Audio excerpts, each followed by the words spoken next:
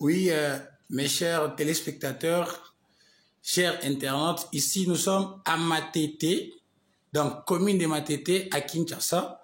Nous vous présentons ici un appartement meublé à très moins cher, à des prix très adaptés. Veuillez contacter au numéro au bas de l'écran pour passer vos séjours, surtout vous, nos amis de l'Europe, des États-Unis, de l'Océanie et aussi de l'Asie. Passez vos commandes et vos réservations au numéro affiché au bas de votre écran. Là, c'est l'appartement, confortablement meublé, voilà. Voilà. Là, c'est l'intérieur, c'est le salon. Je vais vous faire découvrir aussi la chambre que vous allez découvrir, confortablement meublée, climatisée, et puis meublé et griffé d'ailleurs, c'est Versace. Voilà, là c'est Versace, signé Versace.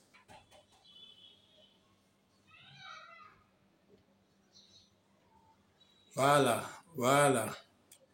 N'hésitez pas de contacter le numéro au bas de l'écran pour la réservation.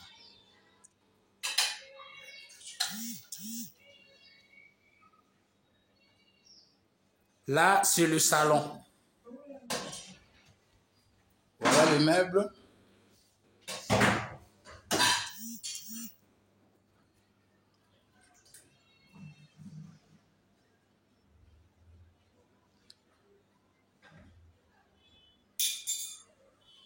L'adresse, c'est Kinshasa, commune Matete,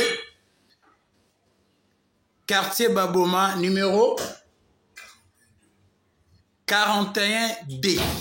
Plus précisément, à côté de l'école ECK. Là, c'est le salon. Je vais devoir vous présenter la salle à manger, oui, salle à manger. C'est signé aussi Versace. C'est signé Versace. Là, c'est la salle à manger, signé Versace. Vous allez découvrir ça.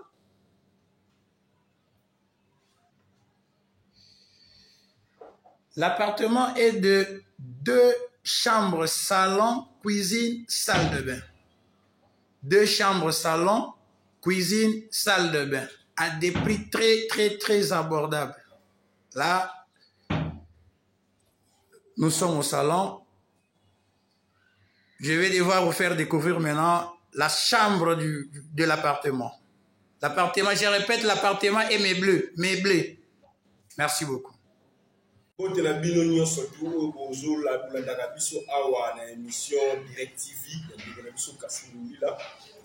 Lelo lisusu toye po tosolana bino bakongole masolo oyo bilekolaka mingi masolo etali mboka na biso Congo oyo eza ekangami na chef de l'État son excellence Félix Antoine Tshisekedi Tshilombo. Ngai Mwamba Mputu Fiki, communicateur ya UDPS na ya Union Sacrée. Lelo tokosolola lisolo oyo eza kosala mwa confusion na kati ya bandeko na biso awa na mboka ya Congo.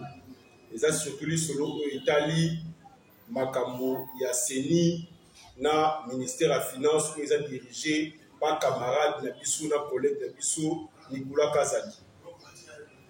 Na vana banda na kopesa bino numéro de contact na ngai oyo ezali 243 97 69 029 12 243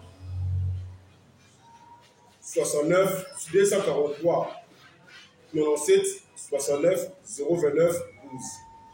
Ngai ndeko na bino molobeli na bino Mwamba Mputu Fiki, combattant ya UDPS, membre ya collectif ya parlementaire de Bouko eza dirigé na cordon Bill Mayombo oyo napesi mbote na musika na pesi pe mbote na secrétaire général na biso l'unique autorité à parti UDPS pour le moment, secrétaire général Augustin Kabuya Mwanabute, et na sengi pesi pe mbote mingi na combattant sur UDPS oyo bazolula mpona combat oyo noble oyo ezali ya démocratie na état de droit na Congo. Yango, pour la banda, en tant que communicateur, il y a UDPS, communicateur, il y a Union Sacrée pour la Nation, dans le Baboué. Nali solo etali dossier ya CENI na ministère de la Finance. Il faut que Congolais retenir que Denis Kadima azali clean, en français azali maboko pembe et nama solo wala il n'a rien à voir au union surtout au besoin de communicateur il y a mauvaise intention autant pour la Congo. Sur le plan de la loi, la Mboka na biso au babengi loi sur l'organisation du ministère de la Finance. Ministre de la Finance de Konabiso Nicolas Kazali wala camarade na biso na camarade na biso la partie na biso Union pour la démocratie et le progrès social en sigle au Québec UDPS. La loi congolaise est claire. Ministre de la Finance a deux missions et attributions principales. Première attribution est ministre de la Finance, les mobilisation il y a des recettes à l'État pour un compte il y a gouvernement où ils sont dirigés par le Premier ministre. La deuxièmement, azali ordonnancier, il y a dépenses publiques sous ordre du Premier ministre. Na wana na l'examine, na li solo o etali chargé automobile, où il fallait assommer la membre plénière, il y a bureau, il y a CENI. Ministre de Finance Nicolas Kazali, azana attribution, azana qualité ni attribution mon côté. Il y a qu'à s'engager à verser mon personnellement à SADA pour livrer commission électorale nationale indépendante Bami Tukate.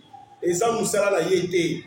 Selon Mibé Kwamboka, Moussala y a ministre de Finance, ils allaient mobiliser Mbongo à travers la régie financière, au total la DGRAD, DGI, DGDA. Yangonde Moussala au ministre de la Finance pour mobiliser Mbongo pour permettre au gouvernement central à la moyen ya kusala action politique na ye na kati ya mboka. Ministre ya nazo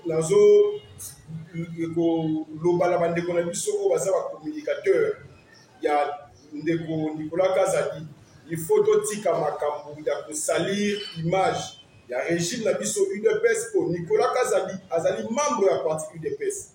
Et Denis Kadima a été choisi, vous savez, dans le cadre de ligne haut de Mona, bandeko na biso misusu o balingaki baya ba discréditer candidature na ye. Alors, ce qui lelo o biso mona kati, ko komi ko tenir ba discours moko o ezo ke na sens ya ko salir, ya ko saper travail monene o e là. Bureau à CENI, c'est-à-dire, biso na kati ya UDPS, nous avons nous avons besoin d'aider chef de l'État Félix Antoine Tshisekedi à réussir le mandat. Pour objectif, on a 2 ans d'élection, et ça que 2023, il faut Félix Antoine Tshisekedi Fachi Béton à réélu massivement par la population parce que le bilan est ça positif. Pour résumer un peu le dossier, le ministre des Finances, Nicolas Kazali, nazosenga na yo ndeko na ngai oyeba ke nde balobaka na français le pouvoir avec le pouvoir ndenge ndeko na biso mo question aloba mosala na yo ezali te okenda kosombaka mituka mpo na bureau ya CENI bien plénière wana eza mosala na yo te mosala na yo ezali komobilize baressources financières ya l'État na koordonner dépenses public, ce qui Premier ministre, à travers le Conseil des ministres, va lever option que on peut s'ambongo l'institution Songolo Pakala. À part Wana, au Etikali et ça Moussala na yote. La CENI, c'est une institution où ils ont autonomie financière. C'est-à-dire, le Conseil des ministres et traité qui dossier à Charles automobile, la CENI, le membre appelé à CENI, et que le Conseil des ministres, le président qui avale, et que le ministre à budget a statué sur les fonds disponibles, le ministre de la Finance, Nicolas Kazali, l'argentier du pays, il y a Congo, il fallait se limiter quand on a ordonné Madame la gouverneure de la Banque centrale à liquider, à débloquer Mbongo pour l'empêcher sa CENI. Le reste, c'est Mamboitali au CFAO, au SADA, Wana Ezra Sousa na yote. Et Beseko, ndenge bata communication, Nicolas Kazali, comment on peut dire pour panza ma solo na kati ya réseaux sociaux. Beseko aya kosala nini na makambo etali achat ya mituka ya bamamba plénière ya seni eza mosala na ye te. Et Patricia Seya oyo azali rapporteur ya bureau ya seni a été clair dans le média alobaki que batindelaki déjà ministère ya finance ba pièce proformant ya CFAO qui sotolandi entendement ya Patricia Seya. C'est-à-dire CFAO nde azwaki marché wana. Yango tosengi tozala boyokani to aider chef de l'État dans la bonne gouvernance, la transparence na mabotali deniers publics mbongo ya l'État.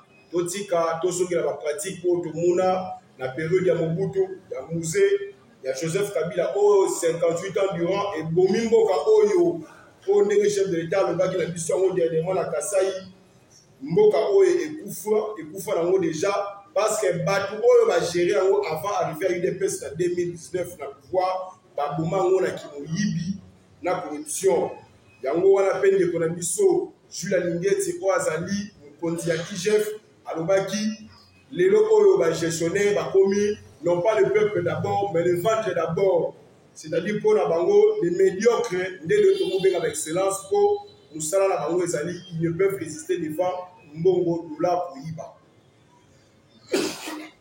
C'est pour cela, pour conclure, ndeko na biso Denis Kadima yeba ke biso UDPS membre de l'Union sacrée, la population congolaise nous allie derrière CENI pour nous là que en 2023 délai constitutionnel na makonami et salama la kimia la transparence et puis avec crédibilité ndenge c'est la poto pesa image moko balamu ya mboka na biso na régime ya Fachi Beton ndeko Nicolas Kazadi na ba communicateur na yo botika makambo ya kosala ba campagne ya mabe contre mwana bato Denis Kadima parce que Denis Kadima na makambo na bino ayebi eloko te azala problème te et IGF akendaki déjà kuna et bayokani IGF a commencé à la contrôle na ba fonds surtout oyo seni a koma kozwa c'est-à-dire na dossier acharo automobile bureau a seni eza maboko pembe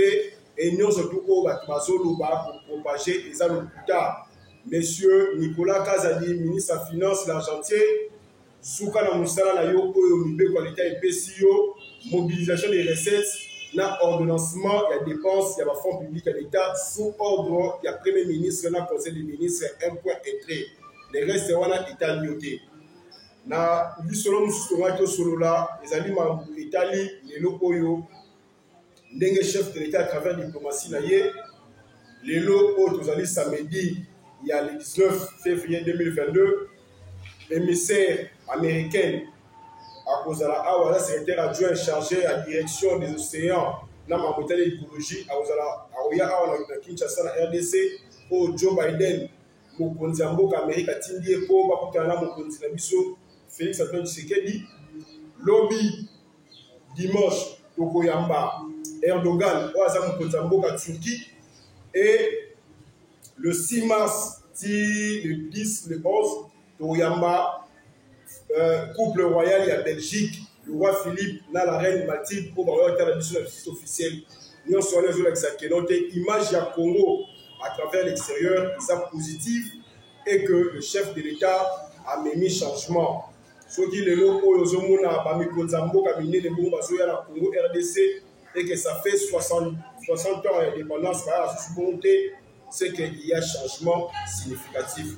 Yango bisonio surtout à la derrière Fachi Beton to soutenir Mukonzamboka et biso ba communicateur et IDPS na union sacrée musala biso zali pona kola ki sa peuple congolais oyo Fachi Beton a 3 ans mandat na ye a memeli Congo à travers union surtout oyo peuple na biso bazomona et bazali satisfait to go salate to senga pe na bandeko na biso politique communicateur la population alina kimia alina ka bakeri investisseurs bato bazalaka na mosolo balingaka makele na bandité balingaka kimia topesa une bonne image ya Congo tolakisa bato nyonso tuna bapaya na bato baza na mboka na biso bandeko na biso que le Congo est un pays paisible, un arbre de paix pour nous nyonso to vous visiter ayepe asali ba faire na ye na kimia esika oyo makelele ezali minduki ezobeta moto atiaka mbongo na ye te.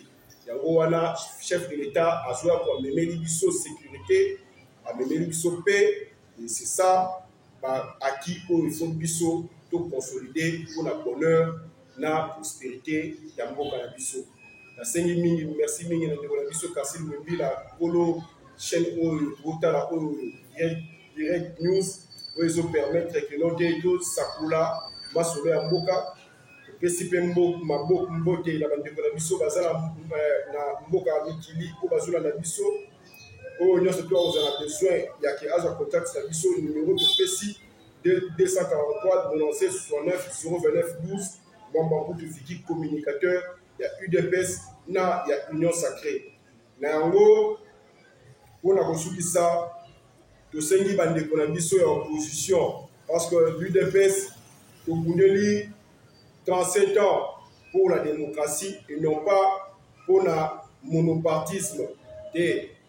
Pour que la démocratie puisse régner le plus longtemps possible dans le Congo, malgré que nous allons militer pour, en tant que parti politique, pour toujours même le changement, pour durer le plus longtemps pour apporter développement, na changement na RDC. Pour le Martin Fayoulou, ndeko na biso Lisanga Bonganga, ndeko na biso Chibala, na ba oya ngambo ya FSC Kabila, bozala na kimia, bo panikete, le bureau ya Seni, Oeza et Kambami na Denis Kadima, et co-organiser les élections en 2023 na délai constitutionnel, et le gouvernement central, Oeza actuellement dirigé dans Samalou Konde, déjà, et déjà mobilisé na kocha ba makoki nyonso o ke bengi mosolo po 2023 ba congolais ba kende na ba urne ba voter ba pona ba dirigeant na bango pour la 2024 librement ndenge biso UDPS to kundela boka oyo. Donc pour la likabotali o bato bazobeta masula glissement ezate le chef de l'État azali démocrate Mokonza Mboka Fachi Beton azali un démocrate. Et il a dit et redit 2023, il y aura bel et bien les élections libres, crédibles, apaisées, transparentes ici, la République démocratique du Congo. Yango wana, Ndeko Fayulu, Ndeko Lisanga Bonganga, Ndeko Chibala, l'unique dialogue reste la sanction populaire pour l'élection 2023. À part Yango, ils ont amené ça mon côté autour Fanda. Tofandi mingi na mboka oyo avant 1960 tofandi na table ronde pendant guerre civile après indépendance tofandi na mesa pour la solola oui pour faire la conférence nationale souveraine tofandi na 2003 na accord global inclusif à celle ci oyo débouché na mot 0 1+4 oui pour fanda na 2017 ça va encore à Saint-Sylvestre et la 2018 IDPS est remporté dans l'élection oyo comme l'actuel chef de l'État, Félix Antoine Tshisekedi, au sommet de l'État. Et biso IDPS, na kokoma na biso lelo, parmi les grandes lignes na biso, Toubaki, pour faire respecter la démocratie et l'État de droit. Et il y a un de bandeko na biso opposition, dialogue, et ça en 2023, pour mobiliser base d'Abino, pour mobiliser la parti politique d'Abino, pour appuyer l'élection, pour Nabino, pour postuler président, pour postuler député, pour postuler gouverneur, voilà kaka yo moko yebi au sein de l'institution, mais boye baké glissement exaté, rapport à l'élection exaté 2023, on aura des élections. Nabandi pour la lelo, Nasuki Awa, et Dieu bénisse le Congo, l'UDPS FIFA, merci à vous.